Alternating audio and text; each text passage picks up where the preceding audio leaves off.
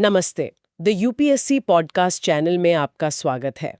आज हमारी UPSC sociology optional series में हम धार्मिक प्रथाओं पर थोड़ी गहरी पड़ताल कर रहे हैं। इस हिस्से में चलिए शुरुआत करते हैं एनिमिज्म से। इसे धर्म के सबसे अहम शुरुआती रूपों में से एक माना जाता है। तो एनिमिज्म आखिर है क्या, अगर एकदम सीधे शब्दों में पूछूं तो?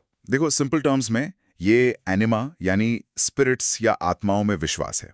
ये मानना कि हमारे आसपास की दुनिया को स्पिरिट्स चलाती हैं। मतलब पेड़, पहाड़, नदियां, इन सब में? बिल्कुल। और यहाँ तक कि बेजान चीजों और विचारों में भी कोई ना कोई स्पिरिट मौजूद है, और यही स्पिरिट्स दुनिया को अफेक्ट करती हैं, ऐसा विश्वास। अच्छा। और इसे अक्सर प्रिमिटिव या आदिम समाजों से जोड़कर देखा जाता है। हाँ, ये तो सुना है। पर ये समझना जरूरी है कि ये सिर्फ इतिहास की बात नहीं है। मतलब आज भी दुनिया भर में कई जनजातियां हैं, समुदाय हैं, और कुछ हद तक हमारे अपने समाज में भी इसके एलिमेंट्स दिखते हैं। सच में? कैसे? जैसे ये आत्माएं अच्छी या बुरी, मतलब हेल्पफुल या हार्मफुल, दोनों हो सकती हैं। अमेरिका के टेटन सू लोगों का एक उदाहरण है। वो मानते थे कि स्पिरिट्स उनकी जिंदगी में नेगेटिव रोल निभा सकती हैं। और उन्हें शांत करने के लिए वो एक खास तरह का गोस्ट डांस करते थे। इंटरेस्टिंग। और हाँ, वो एवंस प्रिचर्ड की न्यूअर जनजाति वाली स्टडी भी तो है, सूडान में की थी उन्होंने। बिल्कुल। उनका पूरा धार्मिक जीवन एक स्काई स्पिरिट या कह लीजिए हाई गॉड के इर्द गिर्द घूमता था। तो ये भी तो एक तरह से अदृश्य शक्ति, एक स्पिरिट में विश्वास ही हुआ ना। सही बात है। और भारत में देखें तो कई जगहों पर आज भी लोग बीमारी या परेशानियों का इलाज जादू टोने, झाड़ फूंक से करने की कोशिश करते हैं। हाँ, करते हैं। तो ये कहीं ना कहीं इसी स्पिरिट वर्ल्ड में विश्वास से जुड़ा लगता है। बिल्कुल। और ये विश्वास सिर्फ परेशानियों से नहीं जुड़ा है, बल्कि खुशहाली से भी। खासकर पुराने हंटिंग गैदरिंग समाजों में सोचिए, जीवन कितना अनिश्चित था। हाँ, बहुत मुश्किल रहा होगा। तो लोगों को लगने लगा कि उनकी खुशहाली उनके मरे हुए रिश्तेदारों, मतलब पूर्वजों की आत्माओं की शांति पर निर्भर करती है। अच्छा। अगर पूर्वजों खुश नहीं है, शांत नहीं है, तो मुश्किलें आएंगी। अरे हाँ, ये तो अपने यहाँ भी बहुत स्ट्रांगली दिखता है। जैसे हिंदुओं में पितृपक्ष होता है, श्राद्ध की परंपरा है। एग्जैक्टली हाँ। वहीं से जुड़ा है ये। हम मानते हैं कि पूर्वजों की आत्मा की शांति के लिए पूजा पाठ जरूरी है, ताकि उनका आशीर्वाद बना रहे, जीवन में सुख शांति आए। बिल्कुल सही। इसीलिए शायद एनिमिज्म थ्योरी को एंसेस्टर वर्शिप थ्योरी यानी पितृ पूजा का सिद्धांत भी कहा जाता है। और जिन धर्मों में आत्मा के पुनर्जन्म, मतलब ट्रांसमाइग्रेशन ऑफ सोल का कॉन्सेप्ट है, वहां भी आत्मा या एनिमा का ये आइडिया बिल्कुल सेंट्रल होता है। तो इस पूरे कंसेप्ट को सिस्टमैटिकली किसने समझाया? कोई खास थिंकर? हाँ, इसका श्रेय जाता है एडवर्ड बी टाइलर को। 1871 में उनकी एक बहुत इंपॉर्टेंट किताब आई थी, प्रिमिटिव कल्चर। उसमें उन्होंने इसे काफी विस्तार से समझाया। टाइलर ने यह भी बताया कि कैसे इंसान ने सबसे पहले आत्मा के बारे में सोचना शुरू किया होगा। और उनका तर्क था कि यह आइडिया सपनों, मतलब ड्रीम्स से आया होगा। सपनों से? ये कैसे? ये तो बड़ा दिलचस्प पॉइंट है। हाँ, टाइलर ने सोचा कि सपनों में इंसान ने पहली बार खुद का एक डबल देखा होगा, एक प्रतिरूप। डबल मतलब? मतलब एक ऐसी छवि जो शरीर जैसी दिखती तो है, पर कहीं भी आ जा सकती है, दीवारों से गुजर सकती है, ज्यादा डायनामिक, ज्यादा इलास्टिक है। हाँ, सपनों में तो ऐसा होता है। तो उसे लगा कि ये डबल शरीर से ज्यादा शक्तिशाली है, सुपीरियर है। और यहीं से टाइलर के अनुसार आत्मा का विचार आया। अच्छा, कि सोते समय ये आत्मा अस्थायी रूप से शरीर छोड़ती है। हाँ, और मृत्यु के बाद स्थायी रूप से। समझ गए। और फिर इसी आइडिया को प्रकृति के बाकी चीजों पर लागू कर दिया। में भी एक तरह का जीवन चक्र है, बर्थ, ग्रोथ, डिके। हाँ, जन्म, विकास, क्षय। तो उसने मान लिया कि इनमें भी आत्मा होगी, और यहीं से प्रकृति पूजा या कह लें एनिमिज्म एक धर्म के रूप में विकसित हुआ। टाइलर के हिसाब से सबसे पुरानी एनिमिस्टिक प्रैक्टिस यही एंसेस्टर वर्शिप है। ओके। उनका मानना था कि धर्म, मतलब एनिमिज्म के रूप में, इंसान की बौद्धिक जरूरत, उसकी इंटेलेक्चुअल नीड को पूरा करने के लिए उभरा। मौत, सपने जैसी जो अभूत चीजें थीं, उन्हें समझने का एक जरिया बना। हर्बर्ट स्पेंसर ने भी आत्मा के विचार को सपनों से जोड़ा था वैसे। लेकिन क्या ये नजरिया आज भी उतना ही रेलेवेंट है? मतलब क्या ये मान लेना सही है कि सिर्फ प्रिमिटिव लोग ही ऐसा सोचते थे? देखिए, यहीं पर कहानी थोड़ी और कॉम्प्लिकेटेड हो जाती है। हाल के दशकों में कुछ विद्वानों ने, जैसे ग्रेहम हार्वे हैं, उन्होंने न्यू एनिमिज्म की बात की है। ये अर्विंग होलोवेल की कनाडा की ओजिबवा जनजाति पर की गई स्टडी से काफी प्रभावित है। New animism? हाँ, ये नए विचारक, जिन्हें हम पोस्ट मॉडर्निस्ट कह सकते हैं, वो टाइलर की इस बात को चैलेंज करते हैं कि सिर्फ आदिम समाजी दुनिया को एनिमेट करते हैं, मतलब चीजों में आत्मा देखते हैं। तो उनका क्या कहना है कि हम सब ऐसा करते हैं आधुनिक समाज में भी? हाँ, उनका यही तर्क है बेसिकली। हम अपने पालतू जानवरों को कैसे देखते हैं? परिवार का सदस्य मानते हैं ना। हाँ बिल्कुल। बच्चे अपने खिलौनों से बातें करते हैं। हम देशों को या एब्स्ट्रैक्ट आइडियाज जैसे न्याय को पर्सोनिफाई करते हैं, मानवीकृत करते हैं। बात तो सही है। तो हम लगातार अपने आसपास की चीजों के साथ, ऑब्जेक्टिव दुनिया के एलिमेंट्स के साथ एक पर्सनल रिलेशनशिप बनाते हैं। नूरी बर्ट डेविड जैसे विचारक तो यहां तक कहते हैं कि शायद टेलर जैसे पुराने समाजशास्त्रियों ने अपनी पश्चिमी तार्किक सोच को ही आदिम समाजों पर थोप दिया था, प्रोजेक्ट कर दिया था। ओह। ये नए विचारक मानते हैं कि इंसान और प्रकृति के बीच कोई सख्त विभाजन, कोई डाइकोटमी नहीं है। हमारा रिश्ता ज्यादा घुला मिला, ज्यादा जुड़ा हुआ है। ये एक बिल्कुल अलग पर्सपेक्टिव है। तो ये थी एनिमिज्म पर एक झलक, इसकी परिभाषा से लेकर टेलर के क्लासिकल विचारों तक और उस पर उठते नए सवालों तक। चलिए अब आगे बढ़ते हैं। ठीक है, तो अब हम बात करते हैं मोनिज्म और प्लूरलिज्म की। सुनने में थोड़े फिलोसॉफिकल टर्म्स लगते हैं। हाँ, भारी भरकम से। एग्जैक्टली पर इनका असर हमारी सोच, समाज और यहाँ तक कि डेली लाइफ पर भी पड़ता है। तो पहले मोनिज्म को समझते हैं। इसका कोर आइडिया क्या है? मोनिज्म मतलब एक, सीधी सी बात है। ये मानता है कि सब कुछ फंडामेंटली किसी एक ही चीज से बना है, या कह लीजिए कि एक ही रियलिटी का हिस्सा है। अच्छा। जैसे हिंदू फिलॉसफी में अद्वैत वेदांत है, हाँ। जिसे आदि शंकराचार्य ने समझाया। हाँ। उनका कहना था आत्मा और परमात्मा अलग नहीं है, सब एक ही परम सत्य यानी ब्रह्म है। इसेंशियली ये वननेस का कॉन्सेप्ट है। अच्छा, मतलब जो डाइवर्सिटी हमें दिखती है वो बस ऊपरी तौर पर है, अंदर से सब एक। और सोर्स में इस्लाम का भी जिक्र था। हाँ, बिल्कुल। इस्लाम का एकेश्वरवाद मतलब मोनोथियज्म, यानी सिर्फ एक अल्लाह में यकीन रखना, ये भी इसी ब्रॉडर मोनिस्टिक आइडिया का ही एक रूप है एक तरह से। ओके। और ये एक का सिद्धांत कोई नया नहीं है, बहुत पुराना है। पुराने ग्रीक फिलोसोफर्स जैसे थेल्स को देखिए, वो मानते थे कि सब पानी से बना है। प्लोटाइनस में द वन की बात की। हाँ। सूफी संतों का वहदत अल वजूद, जिसका मतलब है अस्तित्व की एकता, वो भी इसी एक सर्वशक्तिमान पर जोर देता है। राइट। हाँ, और सोर्सेज में ईबी टाइलर की एक थ्योरी भी है जो थोड़ी कंट्रोवर्शियल है अब। अच्छा, क्या कहा उन्होंने? उन्होंने कहा था कि भाई मोनोथियस्टिक धर्म मतलब एकेश्वरवादी धर्म मॉडर्न सोसाइटीज की निशानी है, और पॉलीथियज्म या प्लूरलिज्म पुराने प्रिमिटिव समाजों की। हालांकि ये नजरिया अब काफी आउटडेटेड और एथनोसेंट्रिक माना जाता है। इसे काफी चैलेंज किया गया है। हाँ, ये तो सुनने में ही थोड़ा अजीब लग रहा है। खैर, इंटरेस्टिंग पॉइंट है वो। इसी एक वाले आइडिया से जुड़ा एक और टर्म है पैंथियज्म। ये मोनिज्म से कैसे जुड़ा है या अलग है? देखिए, पैंथियज्म भी एक की ही बात करता है, पर थोड़ा अलग तरीके से। पैंथियज्म कहता है कि ये पूरा ब्रह्मांड, ये सारी रियलिटी ही ईश्वर है। अच्छा, मतलब एवरीथिंग इज गॉड। एग्जैक्टली। ईश्वर कोई अलग बैठा हुआ पर्सनल फिगर नहीं, बल्कि सब कुछ मिलाकर ही ईश्वर है। Nature is God, God is nature, इस तरह से समझिए। 17वीं सदी में बरूक स्पिनोजा ने इसे काफी सिस्टमैटिकली समझाया था। उन्होंने डेकार्ट के ड्यूअलिज्म को चैलेंज किया, जो मन और शरीर को बिल्कुल अलग मानते थे। राइट। पर मजे की बात यह है कि ये आइडिया कोई बिल्कुल नया नहीं था। सोर्सेज बताते हैं कि हिंदुइज्म, बुद्धिज्म जैसी पूर्वी परंपराओं में ये सोच, ये फीलिंग पहले से मौजूद थी, भले ही पैंथियज्म टर्म बाद में यूरोप में पॉपुलर हुआ। अच्छा। जैसे उपनिषदों में भी आपको ऐसे संकेत मिल जाते हैं, और बाद में वर्ड्सवर्थ, एमर्सन जैसे राइटर्स, यहाँ तक कि आइंस्टाइन जैसे वैज्ञानिक भी, वो भी कहीं ना कहीं इस विचार से प्रभावित थे। वाओ, आइंस्टाइन भी। ओके, तो मोनिज्म और पैंथिज्म ये दोनों एक पर फोकस करते हैं। अब आते हैं प्लूरलिज्म पर। ये बिल्कुल उल्टा लगता है, अनेकता की बात करता है। ये शब्द तो हमें इंडिया में खास तौर पे काफी सुनने को मिलता है। हाँ बिल्कुल। प्लूरलिज्म मतलब डाइवर्सिटी को, अनेकता को एक्सेप्ट करना, और सिर्फ एक्सेप्ट नहीं करना, रिस्पेक्ट करना।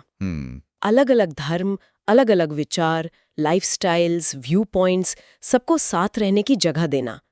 सोर्सेज इसे कहते हैं दूसरों को दूसरे की तरह सम्मान देना। ये एक्सक्लूसिविज्म का ठीक उल्टा है। एक्सक्लूसिविज्म मतलब?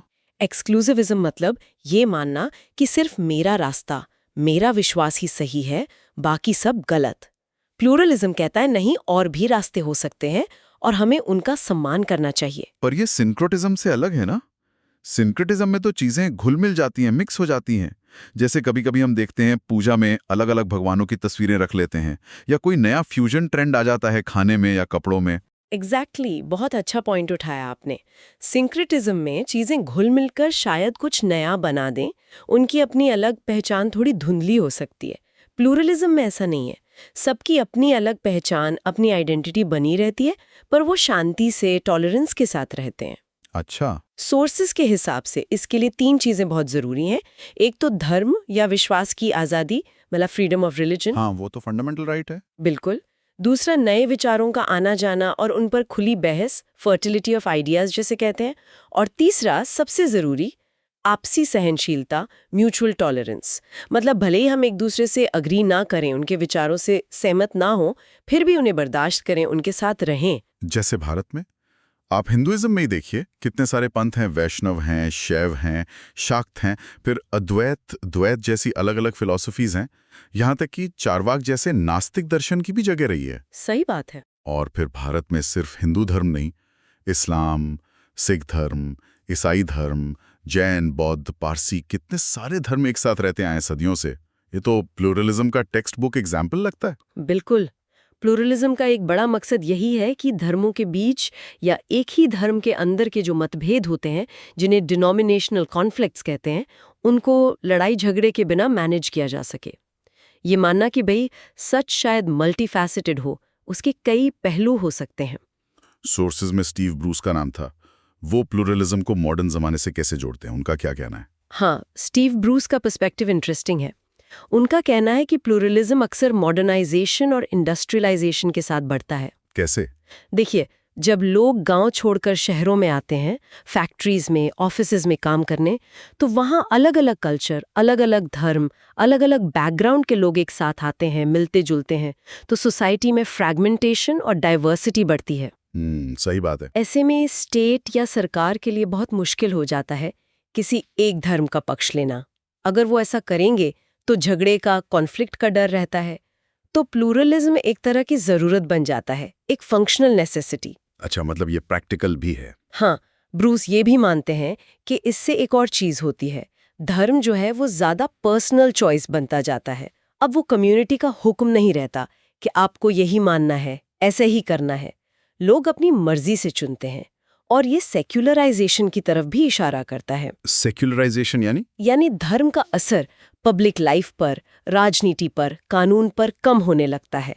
धर्म प्राइवेट स्फीयर की चीज ज्यादा बन जाता है। लेकिन ब्रूस की बातें हमेशा सच नहीं लगती है ना। सोर्सेज में सीरिया या यूरोप के कुछ कॉन्फ्लिक्ट्स का उदाहरण था। वहां डाइवर्सिटी तो थी, पर शांति कहाँ रही? प्लूरलिज्म फेल भी तो हो सकता है, या डिसफंक्शनल हो सकता है। हाँ, बिल्कुल हो सकता है। प्लूरलिज्म कोई मैजिक वांड नहीं है कि घुमाया और सब ठीक हो गया। ये अपने साथ चैलेंजेस भी लाता है। पीटर बर्गर जैसे विचारक कहते हैं कि जब इतने सारे सच एक साथ मौजूद होते हैं, इतने सारे ऑप्शंस होते हैं, तो किसी एक परम सत्य या एब्सोल्यूट ट्रूथ पर टिके रहना लोगों के लिए मुश्किल हो जाता है। इससे क्या होता है? इससे कुछ लोगों में इनसिक्योरिटी बढ़ सकती है, अनिश्चितता का भाव आ सकता है, या फिर कुछ लोग रिएक्शन में और ज्यादा कट्टर और फंडामेंटलिस्ट हो सकते हैं अपनी पहचान को बचाने के लिए। और ब्रायन विल्सन, उनका क्या कहना था? ब्रायन विल्सन का तर्क है कि प्लूरलिज्म से धार्मिक मूल्य जो हैं वो कम्युनिटी बेस्ड होने के बजाय पर्सनल हो जाते हैं। पहले जैसे पूरे गांव या मोहल्ले का एक साझा धार्मिक जीवन होता था, अब वैसा नहीं रहा। खासकर शहरों में लोग अपनी पूजा पाठ, अपने विश्वास अपने ढंग से निभाते हैं। इससे सोशल कोहीजन या सामाजिक जुड़ाव कमजोर पड़ सकता है। ये तो हम देखते भी हैं, आजकल लोग अपनी अपनी दुनिया में ज्यादा रहते हैं। हाँ, तो ये प्लूरलिज्म के पोटेंशियल डाउनसाइड्स हैं। ये हमेशा आसान नहीं होता। भारत की बात करें अगर, तो यहाँ प्लूरलिज्म कब से है? क्या ये मॉडर्नाइजेशन की ही देन है जैसा ब्रूस कह रहे थे, या ये पहले से था? नहीं नहीं, भारत में तो इसकी जड़ें बहुत गहरी और बहुत पुरानी है, मॉडर्नाइजेशन से बहुत पहले से। सोर्सेज के मुताबिक करीब 500 बीसी में जब बुद्धिज्म और जैनिज्म का उदय हुआ, जो उस वक्त के डोमिनेंट ब्राह्मणवादी विचारों से काफी अलग थे, तभी से भारत में प्लूरलिस्टिक सोच की शुरुआत हो गई थी एक तरह से। अच्छा, मतलब बुद्ध और महावीर के समय से? हाँ, कह सकते हैं।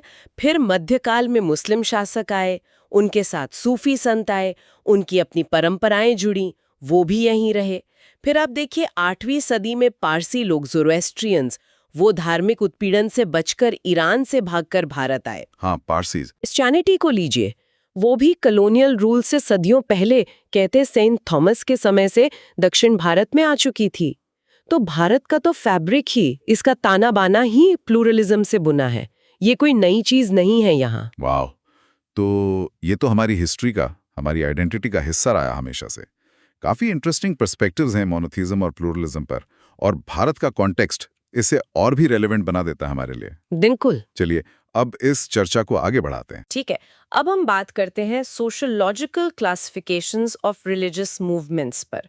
मतलब समाजशास्त्री कैसे देखते हैं धर्म या धार्मिक आंदोलनों को, कैसे उन्हें अलग अलग कैटेगरीज में बांटते हैं। बिल्कुल, और इसमें जो सबसे आम तरीका है वो है चर्च सेक्ट टाइपोलॉजी।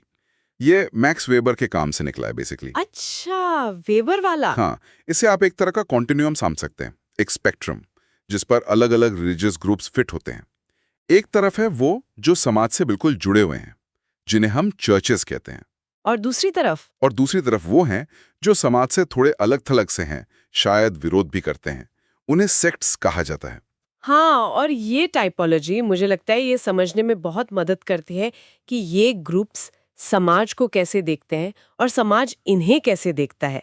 ये एक तरह से आइडियल टाइप्स है ना। बिल्कुल, आइडियल टाइप्स, मतलब असलियत में शायद थोड़ी मिलावट हो, थोड़ा वेरिएशन हो, पर एक फ्रेमवर्क के तौर पर ये काफी यूजफुल है समझने के लिए। तो शुरू करें चर्च से, क्या खास बातें हैं इसकी? हाँ, तो चर्च, एक समाजशास्त्री हैं जॉनस्टन, उन्होंने इसकी कुछ विशेषताएं बताई हैं।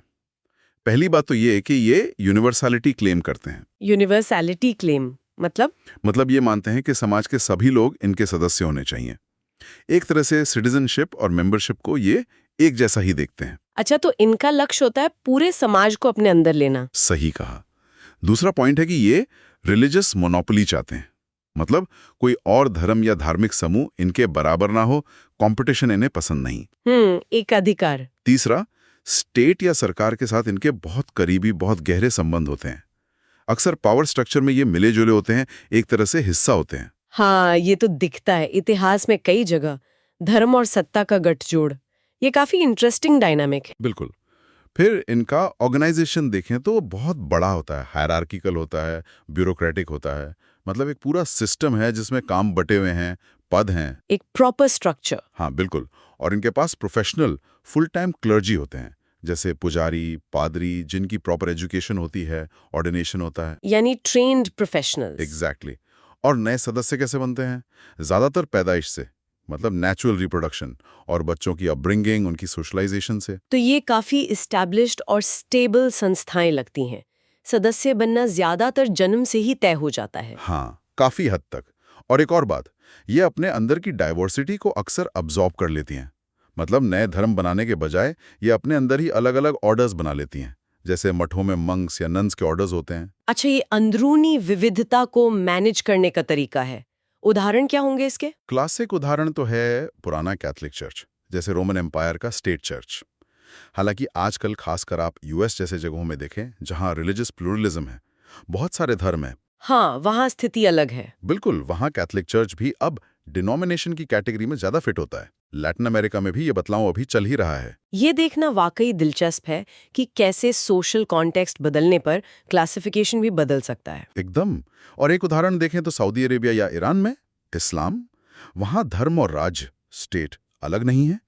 सऊदी अरेबिया में कानून कुरान और सुन्ना पर बेस्ड हैं। धार्मिक व्याख्याएं ही लीगल सिस्टम पर हावी हैं। हाँ, वहाँ तो शरिया कानून है। बिल्कुल। हालांकि सऊदी अरेबिया में जॉन स्टोन का वो ऑर्डेन्ड क्लर्जी या सख्त हायरार्की वाला क्राइटेरिया शायद उतना फिट ना बैठे। वहां उलेमा होते हैं, पर ईरान में शिया इस्लाम में आपको प्रोफेशनल क्लर्जी और वो ग्रैंड आयतुल्ला वाली हायरार्की साफ दिखती है। हाँ, ईरान में तो काफी स्ट्रक्चर्ड है। तो ये भी चर्च के मॉडल के काफी करीब हैं। अच्छा, इसी में एक छोटा सा वेरिएशन भी है शायद, एक्लेसिया, वो क्या चीज है? हाँ, एक्लीसिया ये काफी कुछ चर्च जैसा ही है, बस फर्क ये है कि ये उतने कामयाब नहीं हो पाते कि समाज के हर सदस्य को अपना अनुयायी बना लें। अच्छा, यूनिवर्सैलिटी क्लेम पूरा नहीं होता। हाँ, और ये समाज में अकेले धार्मिक संस्था भी नहीं होते। कुछ यूरोपियन देशों के जो स्टेट चर्चेज हैं वो शायद इस कैटेगरी में आ सकते हैं। समझ गई। तो चर्च और एक्लेसिया के बाद उस स्पेक्ट्रम पर आगे क्या आता है? आपने कहा था डिनोमिनेशंस। बिल्कुल, डिनोमिनेशंस ये कंटिन्यूम पर चर्च और सेक्ट के बीच में कहीं आते हैं। बीच में, ओके। डिनोमिनेशंस तब बनते हैं जब चर्च अपना वो रिलीजियस मोनोपोली खो देता है। मतलब समाज में और भी कई धर्म या उसी धर्म के अलग अलग रूप आ जाते हैं, रिलीजियस प्लूरलिज्म जिसे कहते हैं। हाँ, जब विविधता बढ़ जाती है। सही। डिनोमिनेशन का मतलब ही है कई में से एक। इनकी विशेषताएं भी थोड़ी अलग हैं। जैसे स्टेट के साथ इनके संबंध ठीक ठाक होते हैं, चर्च जैसे ही, मतलब सेक्स की तरह तनाव वाले नहीं होते। कभी कभी सरकार को इन्फ्लुएंस करने की कोशिश भी करते हैं। ओके, मतलब सरकार से दुश्मनी नहीं है। बिल्कुल नहीं। और ये दूसरे डिनोमिनेशंस के साथ टॉलरेंट या फ्रेंडली रिलेशनशिप रखते हैं, कोएग्जिस्टेंस को स्वीकार करते हैं। हाँ, ये बड़ा फर्क है चर्च से। बिल्कुल। सदस्यता की बात करें तो मुख्य रूप से जन्म से मिलती है, पर ये कन्वर्ट्स भी स्वीकार करते हैं। कुछ तो बाकायदा प्रचार भी करते हैं, इवेंजलाइजेशन जिसे कहते हैं। अच्छा, तो ये नए सदस्य बनाने में एक्टिव भी हो सकते हैं। हाँ, हो सकते हैं। सिद्धांतों और प्रैक्टिसेस में भी ये थोड़े बदलाव को स्वीकार कर लेते हैं, थोड़ी थियोलॉजिकल डाइवर्सिटी या बहस को टॉलरेट करते हैं। चर्च जितने रिजिड नहीं होते। और पूजा पाठ का तरीका कैसा होता है? वो ज्यादातर रूटीनाइज्ड होता है, मतलब एक तय तरीका होता है। अचानक वाले बहुत ज्यादा स्पॉन्टेनियस इमोशनल एक्सप्रेशन को आमतौर पर डिस्करेज किया जाता है। व्यवस्था पर जोर है। हाँ, इनके क्लर्जी भी प्रोफेशनल और ट्रेंड होते हैं, जिनके पास फॉर्मल सर्टिफिकेशन होती है, बिल्कुल चर्च की तरह। तो स्ट्रक्चर और प्रोफेशनलिज्म इनमें भी है, पर शायद चर्च जितनी सख्ती या यूनिवर्सैलिटी का दावा नहीं। सही कहा। सदस्यों से इन्वॉल्वमेंट या जुड़ाव की बात करें तो ये चर्च से ज्यादा मांगते हैं, पर सेक्ट से कम। अच्छा, बीच का रास्ता। हाँ, और एक और ऑब्जर्वेशन है कि अक्सर इनके सदस्य समाज के मिडिल और अपर क्लास से ज्यादा होते हैं। अच्छा, ये सोशल क्लास वाला एंगल भी है। उदाहरण क्या होंगे डिनोमिनेशंस के? बहुत सारे हैं। जैसे रेफॉर्मेशन के बाद जो कई क्रिश्चियन ग्रुप्स बने, बैप्टिस्ट्स हैं, मेथोडिस्ट्स हैं, लूथरन्स हैं, सेवेंथ डे एडवेंटिस्ट वगैरह, ये सब डिनोमिनेशंस के अच्छे उदाहरण हैं। हाँ, ये तो काफी जाने पहचाने नाम हैं। बिल्कुल। और ये दिखाते हैं कि कैसे धार्मिक समूह समाज में कंपटीशन और कोएग्जिस्टेंस के साथ अडैप्ट करते हैं, बदलते हैं। ये तो हुई चर्च और डिनोमिनेशंस की बात। चलिए आगे बढ़ते हैं। ठीक है, अब हम पंथ यानी सेक्ट्स पर थोड़ी चर्चा करते हैं। हमारे पास जो सोर्स है वो बताता है कि सोशोलॉजिकली अगर देखें हाँ, तो एक सेक्ट असल में एक नया धार्मिक समूह होता है। हाँ। और ये बनता कैसे है? अक्सर अपने मूल धर्म यानी पेरेंट रिलीजन के कुछ आइडियाज या तौर तरीकों से सहमत न होकर उसके विरोध में। बिल्कुल। और ये जो विरोध है ना, इसकी मुख्य प्रेरणा अक्सर ये होती है कि वो मूल धर्म पर धर्मात्याग माने अपोस्टेसी या विधर्म हेरेसी के आरोप लगाते हैं। अच्छा। उनका मानना होता है कि भाई जो मेन धर्म है वो रास्ते से भटक गया है, उसमें बहुत ज्यादा उदारवादी बदलाव आ गए, मतलब लिबरल ट्रेंड्स आ गए। तो वो आवाज उठाते हैं कि नहीं, हमें सच्चे धर्म की तरफ लौटना होगा। कुछ वैसा ही जैसे कभी कभी पुरानी पीढ़ी के लोग नई पीढ़ी के तौर तरीकों को देखकर कहते हैं ना। हाँ हाँ, बिल्कुल। हमारे जमाने में ऐसा नहीं होता था, असली तरीका तो वो था। हाँ, बिल्कुल वही। तो ये कुछ वैसा ही धार्मिक कॉन्टेक्स्ट में होता है, एक तरह की प्योरिटी की तलाश। और इसमें एक और दिलचस्प बात है, सोर्स बताता है कि अक्सर इन सेक्टेरियन मूवमेंट्स के जो नेता होते हैं, हाँ, वो मूल धर्म के जो स्थापित सदस्य हैं उनकी तुलना में अक्सर निचले सामाजिक आर्थिक वर्ग से यानी लोअर सोशो इकोनॉमिक क्लास से आते हैं। हाँ, ये देखा गया है। तो सवाल यह है कि ऐसा क्यों होता है? मतलब क्या ये बस कोइंसिडेंस है या कोई गहरा सोशल रीजन है इसके पीछे? देखो, ज्यादातर विद्वान तो यही मानते हैं कि ये महज इत्तेफाक नहीं है। जब सेक्ट का बनना सोशल क्लास के अंतर से जुड़ा हो, हाँ, तो ये अक्सर एक तरह का प्रयास होता है जो लोअर सोशल स्टेटस से जुड़ी शायद कुछ कमियां हैं या हीनता है, उसकी भरपाई करने का। अच्छा, मतलब एक तरह का कॉम्पेंसेशन मैकेनिज्म। हाँ, कह सकते हैं। समाज में शायद वो पहचान या सम्मान नहीं मिल रहा, तो धर्म के जरिए एक नया ऑल्टरनेटिव कम्युनिटी और आइडेंटिटी बनाने की कोशिश। और इसका एक आम नतीजा ये भी देखने को मिलता है कि कई नए सेक्ट्स की जो थियोलॉजी होती है, जो उनके धार्मिक विचार होते हैं, हाँ। उसमें अमीरों की शानो शौकत, जैसे भाई महंगे गहने पहनना या दूसरी अमीरी दिखाने वाली चीजें, उनके प्रति एक तरह की नापसंदी दिखती है। अच्छा, मतलब सादगी पर जोर। हाँ बिल्कुल, संदेश साफ होता है, सादा जीवन जियो, ऊंचे विचार रखो, मटीरियलिज्म से दूरी बनाने पर जोर दिया जाता है। दिखावा पाप है टाइप का। समझ गया। तो ठीक है, एक बार ये सेक्ट बन गया, इसने अपनी पहचान बना ली, अपने नियम कुछ तय कर लिए, फिर आगे क्या होता है इसका? सोर्स कहता है कि इसके सामने मुख्य रूप से 3 रास्ते होते हैं। हाँ। 3 मेन डेवलपमेंट पाथ्स होते हैं। एक तो है विघटन, डिसोल्यूशन। हाँ, डिसोल्यूशन। मतलब अगर सदस्य संख्या कम हो जाती है, लोग छोड़ के चले जाते हैं, तो सेक्ट धीरे धीरे खत्म हो जाएगा। सिंपल, कहानी खत्म। ओके। दूसरा है संस्थानीकरण, इंस्टीट्यूशनलाइजेशन। अगर मेंबरशिप बढ़ती है, खासकर तेजी से बढ़ती है, हाँ, तो फिर ग्रुप को चलाने के लिए, व्यवस्था बनाए रखने के लिए सेक्ट को डिनोमिनेशंस जैसी कैरेक्टरिस्टिक्स अपनानी पड़ती हैं। जैसे ब्यूरोक्रेसी लाना, मतलब एक प्रॉपर ऑर्गेनाइजेशनल स्ट्रक्चर, स्पष्ट सिद्धांत तय करना, एक्सप्लिसिट डॉक्ट्रिन बनाना, नियम कानून वगैरह बनाना। जैसे जैसे ग्रुप बड़ा होता है, चीजें फॉर्मल होने लगती हैं। हाँ, जैसे कोई छोटा सा स्टार्टअप बड़ा हो जाए तो उसमें एचआर पॉलिसी, रूल सब आ जाता है। बिल्कुल वैसा ही। और तीसरा रास्ता तब आता है जब सदस्यता या तो बढ़ती नहीं है या बहुत धीरे धीरे बढ़ती है। अच्छा। तब भी समूह की एक्टिविटीज और व्यवहार को कंट्रोल करने के लिए कुछ नियम, नॉर्म्स तो विकसित होते ही हैं। हाँ, जरूरत तो पड़ती होगी, लेकिन इन नियमों के बनने से वो जो शुरुआती स्पॉन्टेनिटी होती है, वो खुलापन, वो जोश, वो कम हो जाता है। हाँ, जो शायद शुरू में लोगों को सेक्ट की तरफ खींचता भी है। ऐसा लगता है जैसे वो शुरुआती फर्वर धीरे धीरे फॉर्मेलिटी में बंध जाता है। बिल्कुल। और यहीं पर अगला पड़ाव आता है। डिनोमिनेशन जैसी विशेषताएं अपनाने से या तो सेक्ट पूरी तरह से एक डिनोमिनेशन बन सकता है, मतलब वो भी मेन रिलीजियस बॉडी का हिस्सा बन सकता है। या फिर अगर सेक्ट के लोग अपनी जो ओरिजिनल स्पॉन्टेनिटी है और जो विरोध वाले तत्व हैं, उनको बनाए रखने की कॉन्शियस एफर्ट करते हैं, तो वो एक इंस्टीट्यूशनलाइज्ड सेक्ट बन जाता है। ये सेक्ट और डिनोमिनेशन के बीच की स्थिति है, मतलब न पूरी तरह सेक्ट रहा, न पूरी तरह डिनोमिनेशन बना। अच्छा, ये इंटरेस्टिंग है। हाँ, कोई उदाहरण है इसके? हाँ। सोर्स में नाम है, जैसे हटराइट्स, इग्लेसिया ने क्रिस्टो और अमिश जैसे समूह। इन्होंने अपनी अलग पहचान बनाए रखी है, पर उनमें स्ट्रक्चर भी है। मेनेनाइट्स भी एक अच्छा उदाहरण है, जो डिनोमिनेशन नहीं बने पर इंस्टीट्यूशनलाइज्ड हो गए। ये जानना भी काफी रोचक है कि अमेरिका में आज कई जानी मानी डिनोमिनेशंस जिन्हें हम मेन स्ट्रीम मानते हैं, हाँ, वो असल में कभी सेक्ट्स के रूप में ही शुरू हुई थी, जैसे मेथोडिस्ट्स, बैप्टिस्ट्स और सेवेंथ डे एडवेंटिस्ट्स। ये सब किसी मौजूदा डिनोमिनेशन या चर्च से अलग होकर ही बने थे। सही का। ये दिखाता है कि जो आज की बड़ी रिलीजियस बॉडीज हैं, उनकी शुरुआत भी कभी किनारे पर, हाशिए पर हुई थी, विरोध से ही हुई थी। हाँ, तो ये एक साइकिल जैसा लगता है। बिल्कुल, ये धार्मिक समूहों के डायनामिक नेचर को दिखाता है। कुछ भी स्टैटिक नहीं है।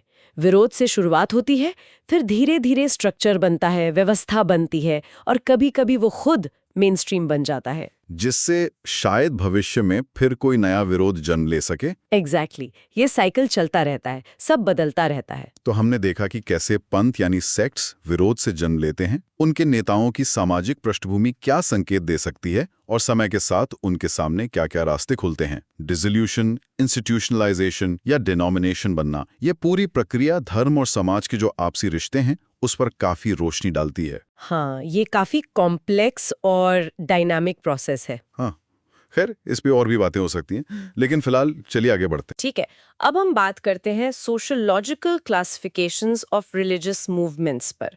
मतलब समाजशास्त्री कैसे देखते हैं धर्म या धार्मिक आंदोलनों को, कैसे उन्हें अलग अलग कैटेगरीज में बांटते हैं। बिल्कुल, और इसमें जो सबसे आम तरीका है वो है चर्च सेक्ट टाइपोलॉजी। ये मैक्स वेबर के काम से निकला है बेसिकली। अच्छा, वेबर वाला। हाँ, इसे आप एक तरह का कॉन्टिन्यूम समझ सकते हैं, एक स्पेक्ट्रम जिस पर अलग अलग रिलीजियस ग्रुप्स फिट होते हैं। एक तरफ है वो जो समाज से बिल्कुल जुड़े हुए हैं, जिन्हें हम चर्चेस कहते हैं, और दूसरी तरफ वो हैं जो समाज से थोड़े अलग थलग से हैं, शायद विरोध भी करते हैं, उन्हें सेक्ट्स कहा जाता है। हाँ, और ये टाइपोलॉजी मुझे लगता है ये समझने में बहुत मदद करती है कि ये ग्रुप्स समाज को कैसे देखते हैं और समाज इन्हें कैसे देखता है। ये एक तरह से आइडियल टाइप्स है ना? बिल्कुल, आइडियल टाइप्स। मतलब असलियत में शायद थोड़ी मिलावट हो, थोड़ा वेरिएशन हो, पर एक फ्रेमवर्क के तौर पर ये काफ़ी यूज़फुल है समझने के लिए। तो शुरू करें चर्च से। क्या खास बातें हैं इसकी? हाँ, तो चर्च। एक समाजशास्त्री हैं जॉनस्टन, उन्होंने इसकी कुछ विशेषताएं बताई हैं। पहली बात तो ये है कि ये यूनिवर्सैलिटी क्लेम करते हैं। यूनिवर्सैलिटी क्लेम मतलब ये मानते हैं कि समाज के सभी लोग इनके सदस्य होने चाहिए। एक तरह से सिटीजनशिप और मेंबरशिप को ये एक जैसा ही देखते हैं। अच्छा, तो इनका लक्ष्य होता है पूरे समाज को अपने अंदर लेना। सही कहा। दूसरा पॉइंट है कि ये रिलीजियस मोनोपोली चाहते हैं। मतलब कोई और धर्म या धार्मिक समूह इनके बराबर ना हो, कंपटीशन इन्हें पसंद नहीं। एक अधिकार। तीसरा, स्टेट या सरकार के साथ इनके बहुत करीबी, बहुत गहरे संबंध होते हैं। अक्सर पावर स्ट्रक्चर में ये मिले जुले होते हैं, एक तरह से हिस्सा होते हैं। हाँ, ये तो दिखता है इतिहास में कई जगह, धर्म और सत्ता का गठजोड़। ये काफी इंटरेस्टिंग डायनामिक है। बिल्कुल। फिर इनका ऑर्गेनाइजेशन देखें तो बहुत बड़ा होता है, हायरार्किकल होता है, ब्यूरोक्रेटिक होता है। मतलब एक पूरा सिस्टम है जिसमें काम बटे हुए हैं, पद हैं। एक प्रॉपर स्ट्रक्चर। हाँ, बिल्कुल। और इनके पास प्रोफेशनल फुल टाइम क्लर्जी होते हैं, जैसे पुजारी, पादरी, जिनकी प्रॉपर एजुकेशन होती है, ऑर्डिनेशन होता है। यानी ट्रेन्ड प्रोफेशनल्स। एग्जैक्टली। और नए सदस्य कैसे बनते हैं? ज़्यादातर पैदाइश से, मतलब नेचुरल रिप्रोडक्शन, और बच्चों की अपब्रिंगिंग, उनकी सोशलाइजेशन से। तो ये काफी इस्टेब्लिश्ड और स्टेबल संस्थाएं लगती हैं। सदस्य बनना ज्यादातर जन्म से ही तय हो जाता है। हाँ, काफी हद तक। और एक और बात, ये अपने अंदर की डाइवर्सिटी को अक्सर अब्जॉर्ब कर लेती हैं। मतलब नए धर्म बनाने के बजाय ये अपने अंदर ही अलग अलग ऑर्डर्स बना लेती हैं, जैसे मठों में मंक्स या नन्स के ऑर्डर्स होते हैं। अच्छा, ये अंदरूनी विविधता को मैनेज करने का तरीका है। उदाहरण क्या होंगे इसके? क्लासिक उदाहरण तो है पुराना कैथोलिक चर्च, जैसे रोमन एम्पायर का स्टेट चर्च। हालांकि आजकल खासकर आप यूएस जैसे जगहों में देखें जहां रिलीजियस प्लूरलिज्म है, बहुत सारे धर्म हैं। हाँ, वहाँ स्थिति अलग है। बिल्कुल, वहां कैथोलिक चर्च भी अब डिनोमिनेशन की कैटेगरी में ज्यादा फिट होता है। लैटिन अमेरिका में भी ये बदलाव अभी चल ही रहा है। ये देखना वाकई दिलचस्प है कि कैसे सोशल कॉन्टेक्स्ट बदलने पर क्लासिफिकेशन भी बदल सकता है। एकदम। और एक उदाहरण देखें तो सऊदी अरेबिया या ईरान में इस्लाम, वहां धर्म और राज्य, स्टेट अलग नहीं है। सऊदी अरेबिया में कानून कुरान और सुन्ना पर बेस्ड हैं। धार्मिक व्याख्याएं ही लीगल सिस्टम पर हावी हैं। हाँ, वहाँ तो शरिया कानून है। बिल्कुल। हालांकि सऊदी अरेबिया में जॉन स्टोन का वो ऑर्डेन्ड क्लर्जी या सख्त हायरार्की वाला क्राइटेरिया शायद उतना फिट ना बैठे। वहां उलेमा होते हैं, पर ईरान में शिया इस्लाम में आपको प्रोफेशनल क्लर्जी और वो ग्रैंड आयतुल्ला वाली हायरार्की साफ दिखती है। हाँ, ईरान में तो काफी स्ट्रक्चर्ड है। तो ये भी चर्च के मॉडल के काफी करीब हैं। अच्छा, इसी में एक छोटा सा वेरिएशन भी है शायद, एक्लेसिया। वो क्या चीज है? हाँ, एक्लीसिया। ये काफी कुछ चर्च जैसा ही है, बस फर्क ये है कि ये उतने कामयाब नहीं हो पाते कि समाज के हर सदस्य को अपना अनुयायी बना लें। अच्छा, यूनिवर्सैलिटी क्लेम पूरा नहीं होता। हाँ, और ये समाज में अकेले धार्मिक संस्था भी नहीं होते। कुछ यूरोपियन देशों के जो स्टेट चर्चेज हैं, वो शायद इस कैटेगरी में आ सकते हैं। समझ गई। तो चर्च और एक्लेसिया के बाद उस स्पेक्ट्रम पर आगे क्या आता है? आपने कहा था डिनोमिनेशंस। बिल्कुल। डिनोमिनेशंस ये कंटिन्यूम पर चर्च और सेक्ट के बीच में कहीं आते हैं। बीच में, ओके। डिनोमिनेशंस तब बनते हैं जब चर्च अपना वो रिलीजियस मोनोपोली खो देता है। मतलब समाज में और भी कई धर्म या उसी धर्म के अलग अलग रूप आ जाते हैं, रिलीजियस प्लूरलिज्म जिसे कहते हैं। हाँ, जब विविधता बढ़ जाती है। सही। डिनोमिनेशन का मतलब ही है कई में से एक। इनकी विशेषताएं भी थोड़ी अलग हैं। जैसे स्टेट के साथ इनके संबंध ठीक ठाक होते हैं, चर्च जैसे ही, मतलब सेक्स की तरह तनाव वाले नहीं होते। कभी कभी सरकार को इन्फ्लुएंस करने की कोशिश भी करते हैं। ओके, मतलब सरकार से दुश्मनी नहीं है। बिल्कुल नहीं। और ये दूसरे डिनोमिनेशंस के साथ टॉलरेंट या फ्रेंडली रिलेशनशिप रखते हैं, कोएग्जिस्टेंस को स्वीकार करते हैं। हाँ, ये बड़ा फर्क है चर्च से। बिल्कुल। सदस्यता की बात करें तो मुख्य रूप से जन्म से मिलती है, पर ये कन्वर्ट्स भी स्वीकार करते हैं। कुछ तो बाकायदा प्रचार भी करते हैं, इवेंजलाइजेशन जिसे कहते हैं। अच्छा, तो ये नए सदस्य बनाने में एक्टिव भी हो सकते हैं। हाँ, हो सकते हैं। सिद्धांतों और प्रैक्टिसेस में भी ये थोड़े बदलाव को स्वीकार कर लेते हैं, थोड़ी थियोलॉजिकल डाइवर्सिटी या बहस को टॉलरेट करते हैं। चर्च जितने रिजिड नहीं होते।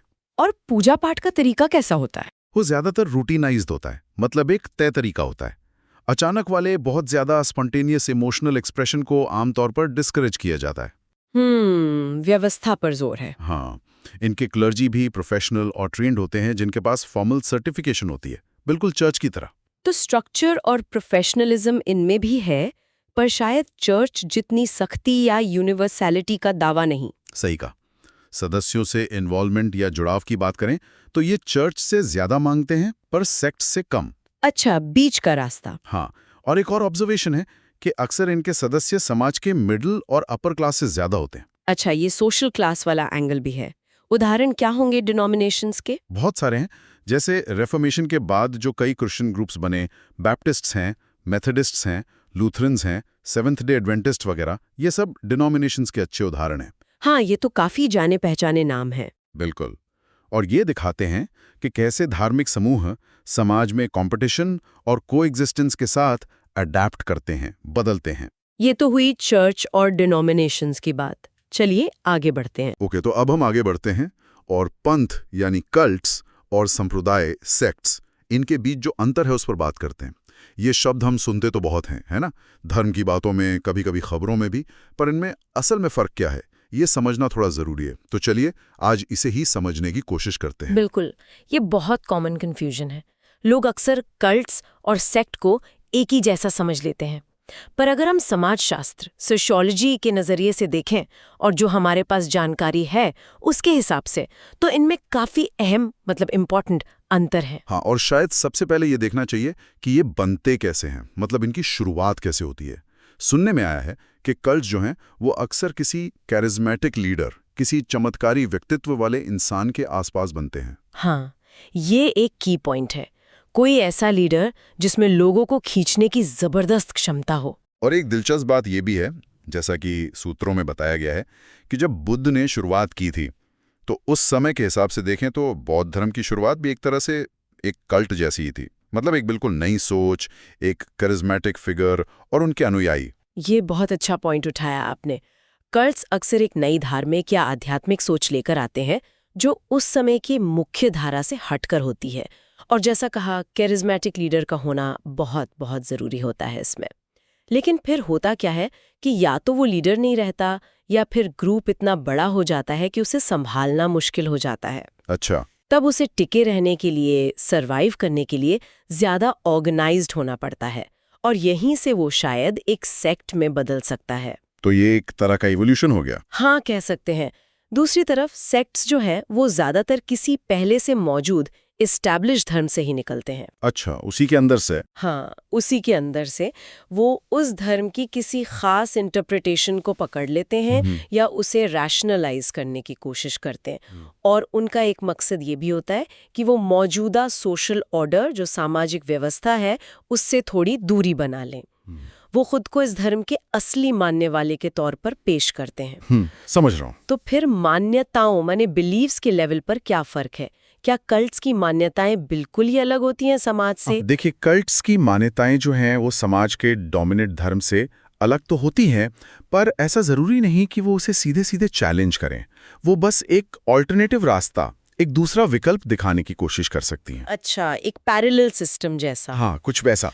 लेकिन सेक्ट्स, क्योंकि वो किसी स्थापित धर्म से ही निकले हैं, तो उनकी मान्यताएं उसी बड़े धर्म के दायरे में ही होती हैं, बस उनकी व्याख्या, उनकी इंटरप्रिटेशन अलग होती है। ओके। और वो अक्सर ये दावा करते हैं कि भाई इस धर्म के सच्चे अनुयायी तो हम ही हैं, बाकी सब लोग तो भटक गए। और स्ट्रक्चर का क्या मतलब, कौन ज्यादा फॉर्मल है, किसका ढांचा ज्यादा पक्का होता है? सुनने में तो लगता है कल्ट्स ज्यादा बिखरे बिखरे से होते हैं, वॉलेटाइल। हाँ, बिल्कुल सही। सेक्ट्स का स्ट्रक्चर काफी फॉर्मल और डेफिनेट होता है। उनके नियम कायदे होंगे, सदस्यता की शर्तें होंगी, एक हायरार्की होगी, कौन ऊपर है कौन नीचे, सब कुछ ज्यादा स्पष्ट, ज्यादा क्लियर होता है। राइट। कल्ट्स इसके मुकाबले में, जैसा आपने कहा, ज्यादा लूसली स्ट्रक्चर्ड होते हैं, ज्यादा ढीले ढाले। यहाँ पर समाजशास्त्री रॉय वॉलेस का काम बहुत इंपॉर्टेंट है। रॉय वॉलेस? हाँ, इनका नाम आता है इस डिस्कशन में। हाँ, वॉलेस बताते हैं कि कल्ट्स के जो बिलीफ सिस्टम्स हैं वो भी कई बार काफी वेग होते हैं, मतलब अस्पष्ट से, और फ्लक्चुएटिंग भी, यानी बदलते रहने वाले। ऐसा नहीं कि कोई एक पक्की किताब या सिद्धांत होगा ही होगा, वो फ्लेक्सिबल हो सकते हैं। अच्छा, ये रॉय वॉलेस वाली बात काफी दिलचस्प लग रही है। उन्होंने अथॉरिटी को लेकर भी एक बड़ा फर्क बताया है ना, कुछ एपिस्टेमोलॉजिकल इंडिविजुअलिज्म और अथॉरिटेरियनिज्म जैसा। ये क्या चीज़ है? सुनने में तो बड़ी भारी शब्द है। हाँ, है तो थोड़े टेक्निकल, पर कॉन्सेप्ट बहुत की है। वॉलिस कहते हैं कि कल्ट्स में होता है एपिस्टेमोलॉजिकल इंडिविजुअलिज्म। एपिस्टेमोलॉजिकल इंडिविजुअलिज्म, आसान शब्दों में कहें तो सच क्या है, सही रास्ता क्या है, ज्ञान कहाँ से मिलेगा, इस पर जो फाइनल अथॉरिटी है, अंतिम फैसला है, वो सदस्य का अपना होता है। मतलब इंडिविजुअल पर फोकस ज्यादा है। हाँ, यानी मेरी मर्जी मेरा सच। हाँ, कुछ हद तक। कल्ट व्यक्ति की अपनी आध्यात्मिक खोज, उसकी पर्सनल प्रॉब्लम्स पर ज्यादा ध्यान देता है। इसीलिए कल्ट्स ज्यादा टॉलरेंट होते हैं, सहनशील और नॉन एक्सक्लूसिव भी। मतलब वो ये नहीं कहते कि बस हम ही सही हैं। Turnover of membership, rapid turnover, मतलब लोग जल्दी आते हैं जल्दी चले जाते हैं। बिल्कुल। जैसे उदाहरण के तौर पर ट्रांसेंडेंटल मेडिटेशन या ओशो मूवमेंट के कुछ पहलू, कुछ दौर शायद इस कैटेगरी में रखे जा सकते हैं। तो ये तो एक तरह से आध्यात्मिक सुपरमार्केट जैसा हो गया। आप आए, अपनी जरूरत का सामान लिया और चले गए, ज्यादा रोक टोक नहीं। हाँ, कुछ हद तक आप ऐसा कह सकते हैं समझने के लिए। अब इसके ठीक उलट देखिए, सेक्ट्स में होता है एपिस्टेमोलॉजिकल अथॉरिटेरियनिज्म। अथॉरिटेरियनिज्म मतलब तानाशाही जैसा कुछ। हाँ, मतलब अथॉरिटी पर जोर है।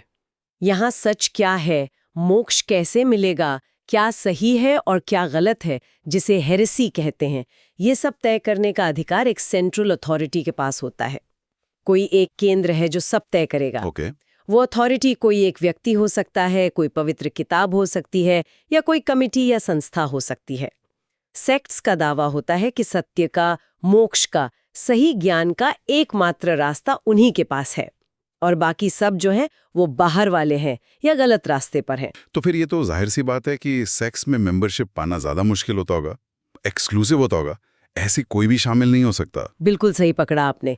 सेक्ट्स ज्यादातर क्लोज्ड ग्रुप होते हैं, उनकी मेंबरशिप क्राइटेरिया बिल्कुल साफ होते हैं, और अक्सर सदस्य बनने के लिए कुछ न कुछ इनिशिएशन राइट्स होते हैं। इनिशिएशन राइट्स मतलब दीक्षा संस्कार जैसा कुछ। हाँ, बिल्कुल। जैसे सूत्रों में भी उदाहरण दिया है कि शायद कोई खास रस्म निभानी पड़े, या कोई पवित्र जल पीना पड़े, या कोई खास ताबीज पहनना पड़े। कुछ ना कुछ ऐसा होता है जिससे आप ऑफिशियली ग्रुप का हिस्सा बनते हैं। इससे क्या होता है? इससे सदस्यों के ग्रुप के प्रति लॉयल्टी मजबूत होती है, और ग्रुप का उन पर कंट्रोल भी ज्यादा होता है। मेंबरशिप ज्यादा स्थायी होती है, परमानेंट जैसी, लोग आसानी से छोड़कर नहीं जाते। अच्छा, इसके कुछ उदाहरण हैं क्या? जैसे कल्ट्स के लिए आपने टीएम या ओशो का जिक्र किया। हाँ, सेक्ट्स के क्लासिक उदाहरणों में जैसे ईसाई धर्म के अंदर देखें तो इतिहास में कैल्विनिस्ट्स या मेथडिस्ट जैसे जो समूह बने, उन्हें सेक्ट्स माना जाता है। वो निकले तो ईसाई धर्म से ही, पर उनकी अपनी अलग मान्यताएं और स्ट्रक्चर था। कल्ट्स और सेक्ट्स में जो मुख्य फर्क है वो कैरिज्मेटिक लीडरशिप से शुरू होकर स्ट्रक्चर, बिलीफ्स और सबसे ज्यादा अथॉरिटी को लेकर है। कल्ट्स ज्यादा इंडिविजुअलिस्टिक, खुले, फ्लेक्सिबल और अस्थिर हैं, जहां सच का फैसला व्यक्ति खुद करता है, जबकि सेक्ट्स ज्यादा ऑर्गेनाइज्ड, बंद, एक्सक्लूसिव और एक तयशुदा अथॉरिटी वाले होते हैं, जो सच का एकमात्र रास्ता बताने का दावा करते हैं। बिल्कुल, यही मोटा मोटा फर्क है जिसे वालिस ने रेखांकित किया है। ठीक है, तो ये थे कल्ट्स और सेक्ट्स के बीच कुछ बुनियादी अंतर, खासकर रॉय वालिस के नजरिए से। उम्मीद है कि इस चर्चा से इन दोनों शब्दों को समझने में थोड़ी आसानी हुई होगी। Okay, so we hope you liked our today's discussion on types of religious practices, animism, monism, pluralism, sects, cults. For more such discussions on UPSC topics, subscribe to the UPSC podcast channel. धन्यवाद, जय हिंद।